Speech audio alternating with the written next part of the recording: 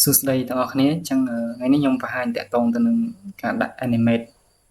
រូបភាពឲ្យវា load auto បែបនេះនៅលើកម្មវិធី Figma របស់យើងចឹងខ្ញុំសូមបិទ prototype បិទ preview នេះចេញ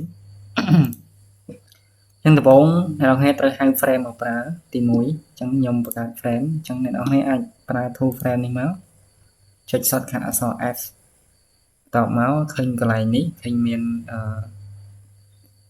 preset screen មួយចំនួនដែល Figma មានឲ្យយើងអញ្ចឹងយើងអាចរើស screen ណាមួយមកអញ្ចឹងខ្ញុំរើស14 Pro បន្ទាប់មកអ្នកនរគ្នាត្រូវគូរ rectangle shortcut អក្សរ O យើងចុចមកអញ្ចឹងខ្ញុំធ្វើការគូរ rectangle បាទអញ្ចឹងខ្ញុំចង់ឲ្យវាកោងបន្តិចខ្ញុំធ្វើរីកវាបន្តិចហើយខ្ញុំដាក់កំណោងទៅនេះបន្តិចទៅខ្ញុំមកឡើងនៅកណ្ដាលបាទឧទាហរណ៍អញ្ចឹងខ្ញុំធ្វើការទាញវិញចេញក្រៅ frame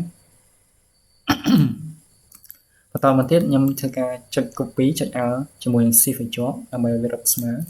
ហើយខ្ញុំចុច Control D បាទអញ្ចឹងបានប៉ុណ្្នេះខ្ញុំអស់វាទៅលើបន្តិចបន្តមកខ្ញុំត្រូវដាក់ component អញ្ចឹងខ្ញុំចុចលើ set ខ្ញុំបានគូមុនហ្នឹងខ្ញុំដាក់ component ចុចខាងលើនេះបាទចុចលើវាមួយទៀតដាក់ component ទៀតបើសិនជាយើងសេលេចទាំងពីរយើងអាចដាក់ component បានទេអញ្ចឹងយើងដាក់វាម្ដងមួយចុច component មកបាទ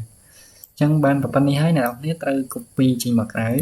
ចុច Alt ជាមួយនឹង Shift វាជាប់មកដើម្បី copy ឲ្យវាស្មើបាទអញ្ចឹងបានប៉ុណ្្នេះហើយត្រូវដាក់គ្រប់វាសិនចុច Control G ឬក៏ mouse ស្ដាំមកយើងយកពាក្យថាគ្រប់ selection shortcut Control G ណាបន្តមកទៀតយើងត្រូវដាក់ frame selection ឲ្យវាចុច Control Alt G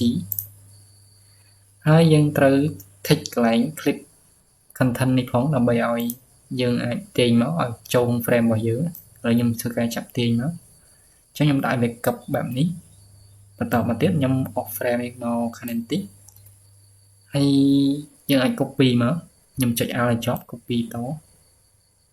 បាទហើយខ្ញុំ copy មួយទៀតអូខេខ្ញុំអត់តាមបានដូរ color អញ្ចឹង color វានៅពណ៌តែមួយអញ្ចឹងខ្ញុំដាក់ color ខុសគ្នាសិនអញ្ចឹងខ្ញុំចុចលើនេះហើយខ្ញុំធ្វើការដូរ color ខ្ញុំដូរកន្លែង selection color នេះឥឡូវខ្ញុំដាក់ពណ៌ក្រហមបា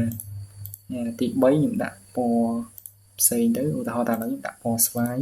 បាទអញ្ចឹងអានេះខ្ញុំ align នៅកណ្ដាលបាទអានេះខ្ញុំ align នៅខាងស្ដាំបាទបន្តមកទៀតខ្ញុំត្រូវចុច select ទាំង3 frame នេះ select ឲ្យចប់ frame ឲ្យចេញ QQ បែបនេះឲ្យវា select ទាំង frame ទាំង3នោះមកតបមកខ្ញុំត្រូវចុចខាងលើនេះមានពាក្យថា create component set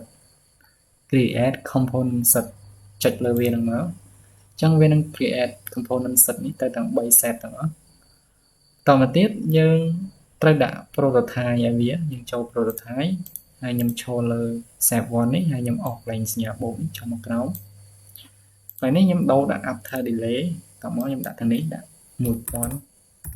ms ស្មើនឹង1 second ខ្ញុំយក smart animate បាទហើយទី2យើងដាក់ដូចគ្នាមក smart after delay 1000 second បាទ smart animate ដូចគ្នាចំណែកអាទី3នេះខ្ញុំដូរទៅអាទី1វិញខ្ញុំដាក់ after delay 1000 second ដូចគ្នាប៉ុន្តែកន្លែងនេះខ្ញុំដូរដាក់extend ក៏បានឬក៏ deso នេះក៏បានដែរឥឡូវខ្ញុំដាក់ deso បាទឲ្យវា load មកឲ្យព្រាលបន្តិចណាអញ្ចឹងយើងចប់អស់ហើយយើងសាក copy វាដាក់នៅក្នុង frame របស់យើងចុចឲ្យចប់ copy នេះមកដាក់នៅក្នុង frame របស់យើងបាទខ្ញុំមកឡើងនៅកណ្ដាលបាទតមកទៀតខ្ញុំឈរលើ frame នេះរបស់ខ្ញុំចុចលើនេះមកហើយខ្ញុំចុចកន្លែង preview នេះបាទអញ្ចឹងយើងធ្វើការមើលនេះវាដើរហើយអញ្ចឹងបាទឃើញទេខ្ញុំដាក់ deso គឺវា load មកគឺវាអត់ដូច smart animate នោះទេអញ្ចឹងយើងអាចដូរទៅ extend ក៏បាន deso ក៏បានស្អែកចិត្តយើងណាបាទចានេះមានតែប៉ុណ្្នឹងទេហើយអ្នកនរគ្នាអាចមានចម្ងល់អាច comment សួរបន្ថែមបាទអរគុណ